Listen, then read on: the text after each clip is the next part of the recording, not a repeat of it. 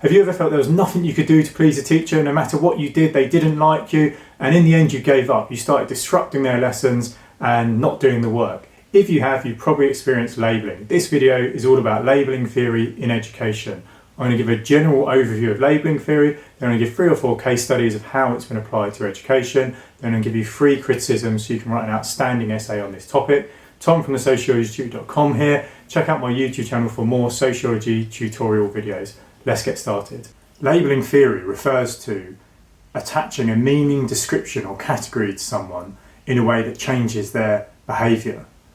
So for example, the police may label working class people as criminal, and therefore they're more likely to be stopped and searched, they're more likely to be arrested, and that is going to change the behaviour of working class people. I'll do a separate video on labelling and crime. Another example would be in education. So teachers are more likely to label middle class pupils as good students. The students are then going to feel that label and feel the different treatment they get, and therefore they're going to do better in education.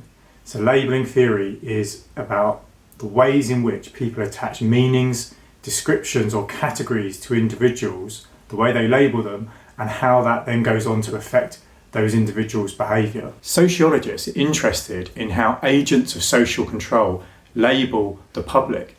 Agents of social control refers to institutions such as the police, education, the media, and what we're interested in as sociologists is how those organisations control ordinary people. These institutions have the power and authority to label and categorise different groups, and this leads to social control. It shapes people's actions and it leads to something we will look at called the self-fulfilling prophecy. Interactionist sociologist Howard Becker argues that labelling theory leads to something called the self-fulfilling prophecy.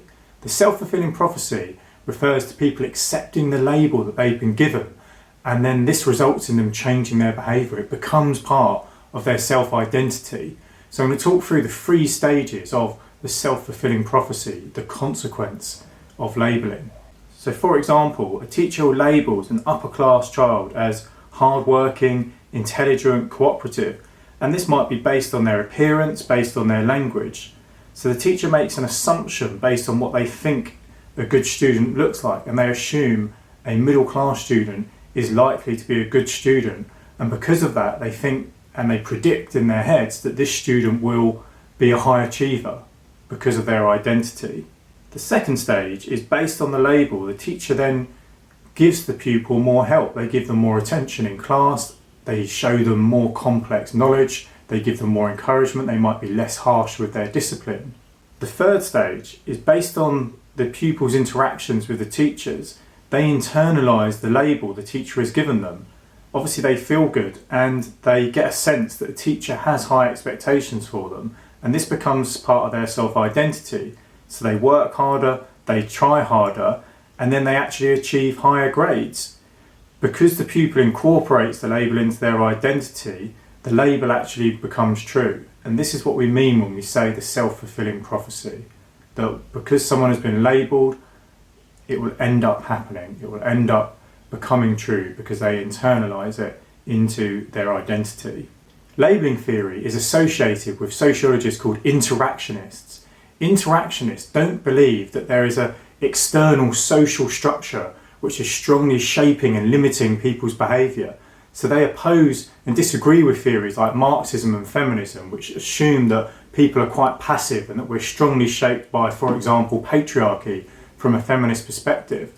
From an interactionist perspective, people are active. We actively construct our experiences, and interactionists believe we should focus on people's day-to-day micro interactions and the meaning they give to those interactions, and that is what they feel shapes people's behaviour, not an external structure which is moulding and shaping us and we don't really have much freedom.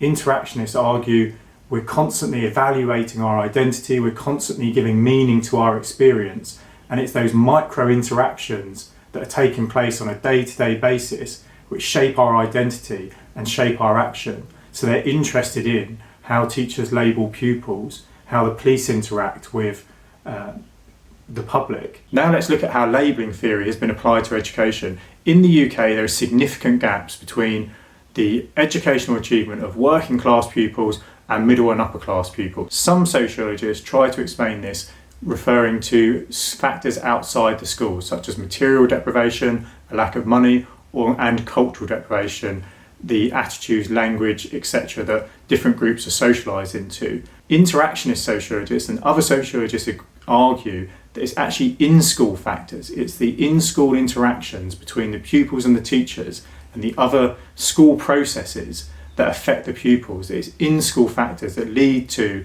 the gap in educational achievement between working class pupils and middle and upper class pupils. Let's go through the case studies that support this viewpoint. First case study is by Howard Becker. Becker interviewed 60 teachers, and what he found in his study was that they created in their heads an ideal pupil, and the ideal pupil was a middle class pupil because working class pupils were perceived as being disruptive and poorly behaved. So the teachers had the ideal pupil in their head, and that's what they judged all the pupils against. The teachers that Becker interviewed in his school in Chicago, they were working in a school that took pupils from low-income families, and they didn't see any of those pupils as the ideal pupil. What Becker found was the teachers were more likely to help the pupils that were closest to the ideal pupil. They got more support, they got more encouragement, attention, more knowledge given to them than the pupils who were furthest from it. So the ideal pupil from Becker's perspective and from Becker's study was a middle class pupil because they were seen as better behaved, and that's how the teachers judged the pupils. How near were they to that ideal pupil? However, when evaluating the concept of the ideal pupil, we can't generalise. We can't assume that all teachers in all schools will have an ideal pupil that is middle class and they make their judgments based on behaviour. Hempel-Jorgensen's 2009 study found teachers in middle class schools where there weren't very many behavioural problems. In those schools, teachers would label the pupils and have an ideal pupil based on personality and ability. So we can't assume the ideal pupil is always a middle class pupil and that teachers are creating the ideal pupil based on behaviour. Streaming refers to putting students in classes based on their ability, grouping them by ability. And what Becker found was working class pupils were more likely and most likely to be put in the lowest ability classes, the lowest ability streams, because they were furthest from the ideal pupil. So the teachers were labelling them because they were furthest from what they perceived to be the ideal pupil. What then happens is the students are put into these lower streams and they get an impression that the school doesn't value them, the school sees them as no hopers really. And they internalise that message and then they begin to believe it themselves, and then the self-fulfilling prophecy happens where they then don't achieve higher grades. You may have experienced this. You've been put into a lower set yourselves. I can remember it, and the teacher comes in. You can tell the teacher isn't necessarily the best teacher in the department. It may not even be their specialist subject. So you get a sense that the school doesn't value, they don't think that you can do well, and you internalise that message. Becker also highlighted the fact it's very hard to move between the groups. The second study is by Rosenfeld and Jacobson, and they did a field experiment to test whether the self-fulfilling prophecy actually happened. They gave teachers in a school false information about pupils in their class. They told them that a handful of pupils were late bloomers, that with the right support and attention, these students would do very well in the rest of the year. These students were actually picked at random. The teachers were told they were picked based on tests and based on information. So they were lied to. So the teachers believed these pupils were late bloomers. And then what happened, surprisingly, was by the end of the year, those pupils had actually done better.